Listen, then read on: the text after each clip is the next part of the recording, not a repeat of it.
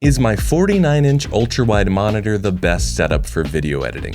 Over the past 20 years as a pro editor, I've used every monitor setup imaginable, and today I'm going to answer that question. We'll discuss the different levels of curvature, the physical size of the monitor, the size of the desktop, connectivity, the finish, and the biggest con.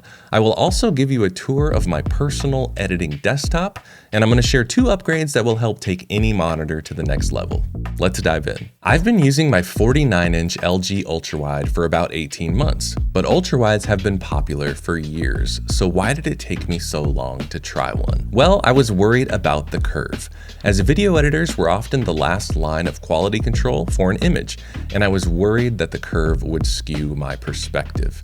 But after I tried some ultrawides in person, I realized that different brands and models offer different levels of curvature, ranging from 1800R to 4000R, with 4000R being the most subtle. The monitor I went with has a rating of 3800R, and I would say the curve is pretty imperceptible to me, especially after 18 months of getting used to it. In fact, I would say the curve actually helps my eyes a bit, since our natural peripheral vision follows a curve.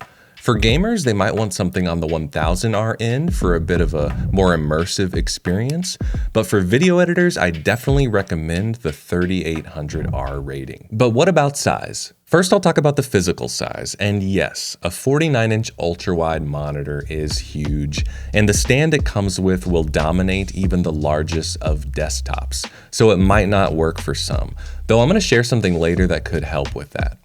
And now the actual monitor desktop size. This is the true game changer. One of the setups I had for many years was a dual 27-inch monitor setup, and technically this 49-inch ultrawide has the same amount of desktop real estate, but without the bezel in between them, and that is key. Because when you have 2 separate 27-inch monitors, it dictates where you can put the apps. But now with 49 inches of uninterrupted screen real estate, I can put things wherever I want. And I will give you a tour of my desktop in a bit. What about connectivity? Well, back when I had a dual monitor setup, I was taking up 2 Thunderbolt ports on my Mac Studio just for my monitors. And now that I have that streamlined down to 1, I have more space for things like my audio interface and hard drives. And of course, nobody likes to deal with power cables, so getting that down to 1 as well is a huge bonus. And quickly, let me talk about the finish. One computer I had earlier in my career was an iMac with a 5K 27-inch display, and while I loved the resolution, I did not like the glossy finish. Way back when Apple would offer an upgrade to a matte finish, I would always choose that. I just think it's a better picture reference when editing. And I will say that this LG has a beautiful matte finish that I love. But are there any cons? Well, I would say there's only one con with my 49-inch LG ultrawide, and you might have already guessed it, it's the price.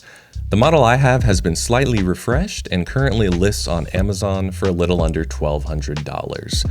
But for all the features and the fact that I can have my apps always laid out exactly like I want them, makes this worth it for me. In fact, let me give you a tour of what is open on my desktop. On the left, I have my dock where I can open any of my apps with one click. Then I have multiple browser windows open. On the top left, I would usually have something like my email open.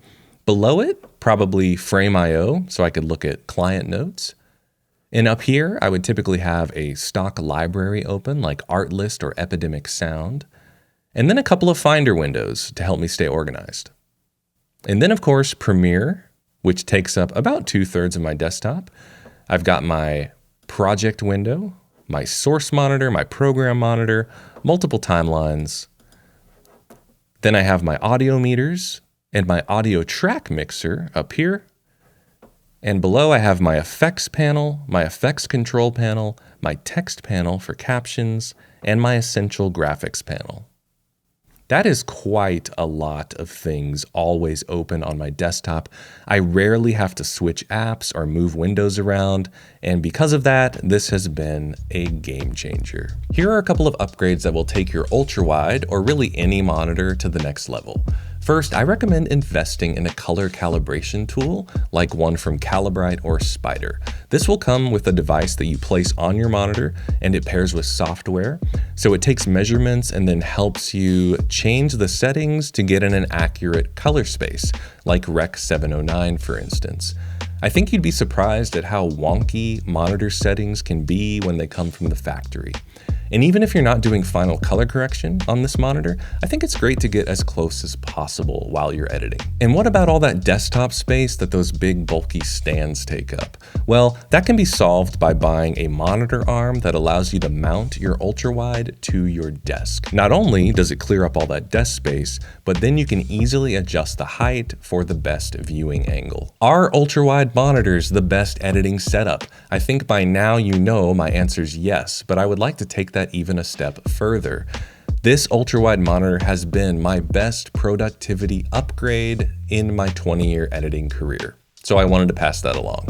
If you got value out of this video, please subscribe, and you might want to check out my free editing guide, which you can download at the link in the description. And if you liked this video, you should watch this one next. Happy editing.